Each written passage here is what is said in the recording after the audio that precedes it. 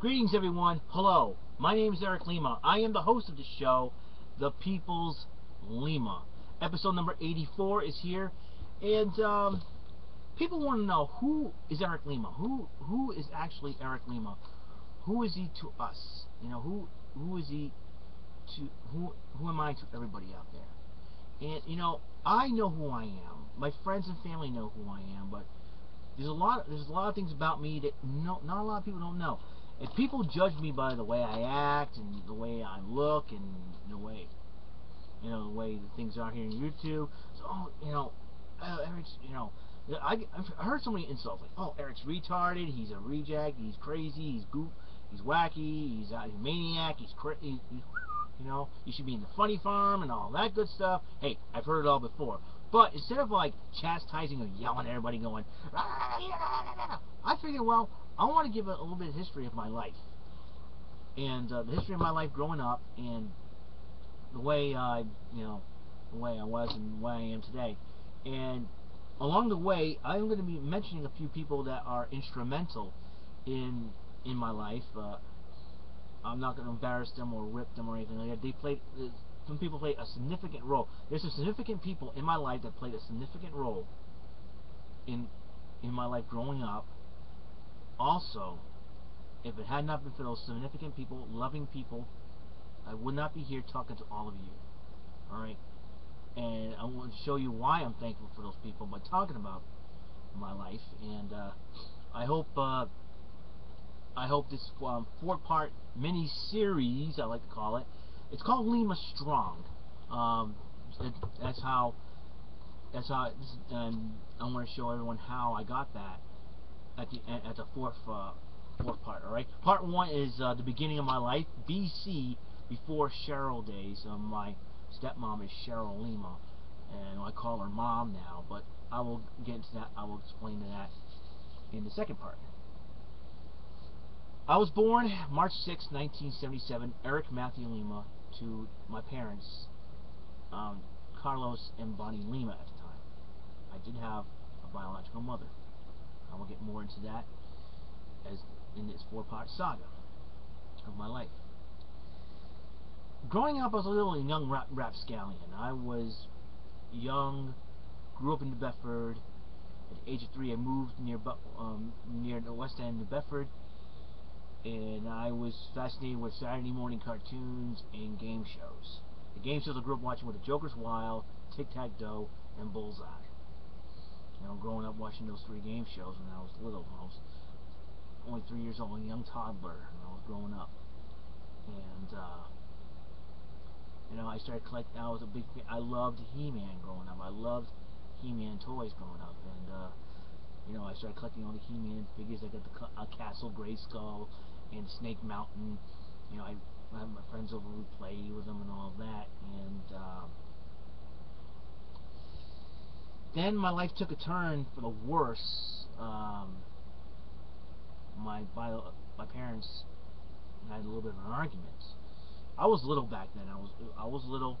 I did not understand what was going on. They argued in front of me. I started crying. Kids fear that some parents gonna leave and all that. And one day, I was in 1st grade going to Goma School at the time. I went to Hathaway School for kindergarten, and I was a special needs kid growing up. And that's not easy, The special needs kids are easy targets for bullies, trust me. I've been bullied when I was little. I've been bullied all my life. And people make fun of me, people call me reject, kids call me retard and all that, and it wasn't fun. It wasn't fun, trust me, it wasn't fun. So I was bullied when I was a kid. But one day, I was in 1st grade at Goma School, and my mother came to pick me up early. A few days later, I don't know if it was the day after or something like that, I don't remember a lot of it. I mean, I have a reputation of having a great memory, but when I was a little child, so I didn't understand what was going on. One morning, my mother got me up, my biological mother, she got me up, got me dressed, and we headed over to New Hampshire to live with a friend. They had a friend. My parents had a friend named Daniel Parker, and this is back then. You know, people make fun of me saying my parents took do drugs. They did take drugs back in the day. That's my dad and my biological mother were talking here, not my stepmother now. Bear with me here. It's a kind of complicated story, but I will get to it. And the guy, Daniel Parker, she was living there, was not around when he was around my parents. He was very nice, but with me, he was not. And I was abused. Plain simple terms, I was abused physically.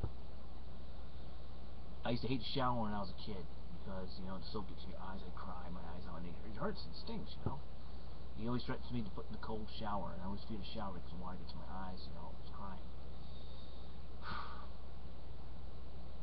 And I was in tears, and, you know, sometimes I try to eat, and every time I slow up, and and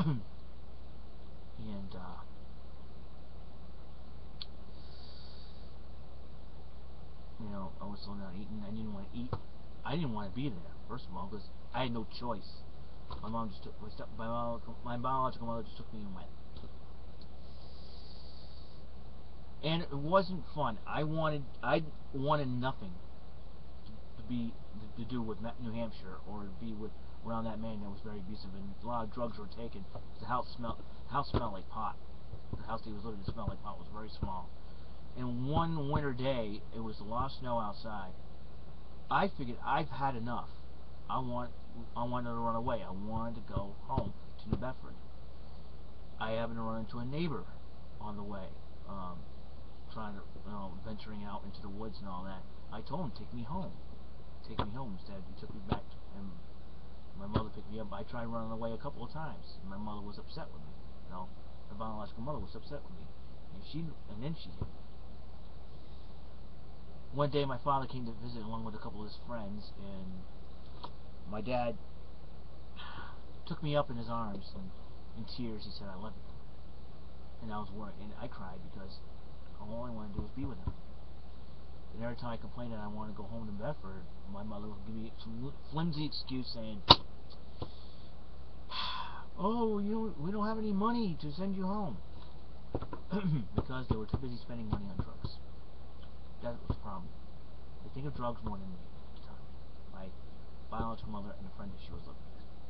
Instead of actually sending me home to my father. I was majorly upset, and I wasn't very happy. Then one day my father called up. My mother says, "I'm taking my son back home. I want him home with me." So Friday morning I got up. That's why I like Fridays. I got up in the morning. I took a shower for the very first time. I did not cry. I fought back tears. I braved the shower. All I did was close my eyes. Simple key as that, huh? Then, as I took a shower, I got changed, put some clothes home with me. My dad was there. He picked me up. Driving on the way home, I was singing, and my dad, well, he didn't know what to do. But my dad, I had a feeling my dad made the right decision, and he did. And I'm sure he never looked back. That's why I love my father for that.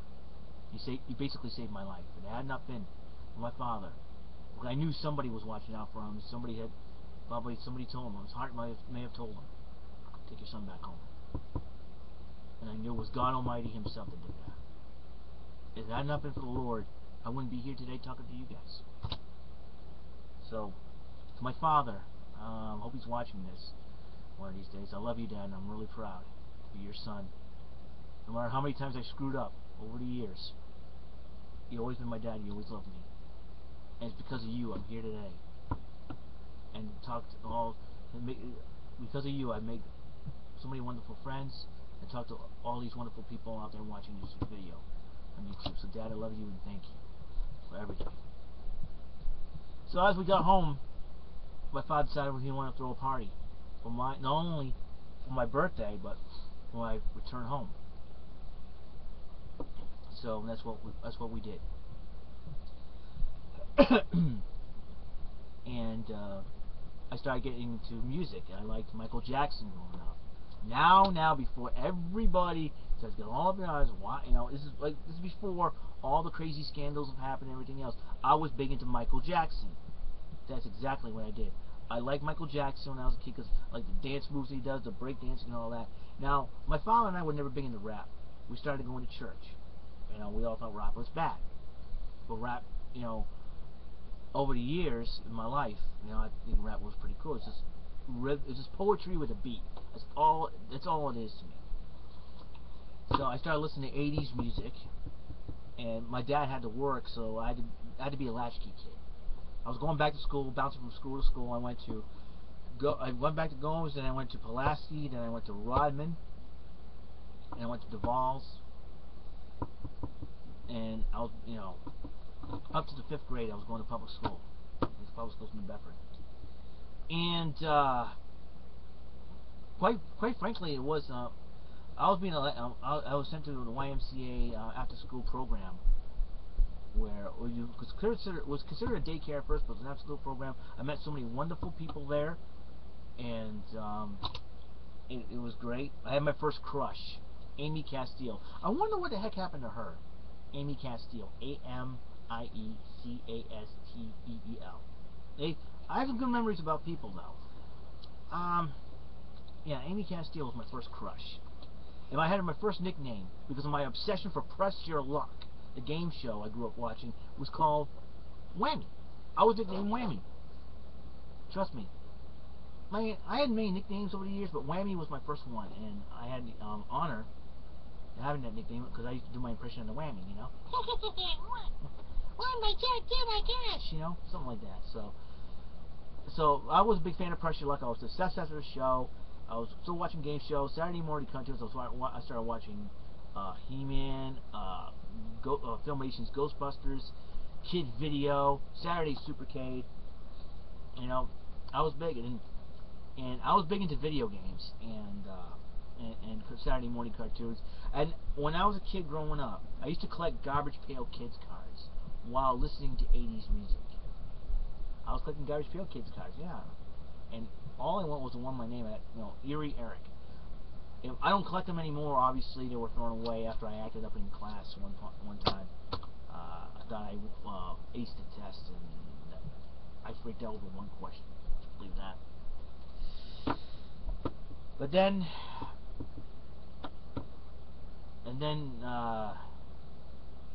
like I said, a lot of great things were happening. A lot of good things were going. Things are about to change, So, I really don't know what to tell you guys. This is very, very tough for me to even say this. I've always been a big fan. I've always been big.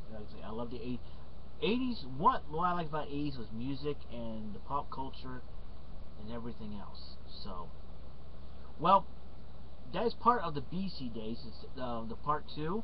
I will come up with part 2 where more of the BC days are happening, but it's a transition into the during those days.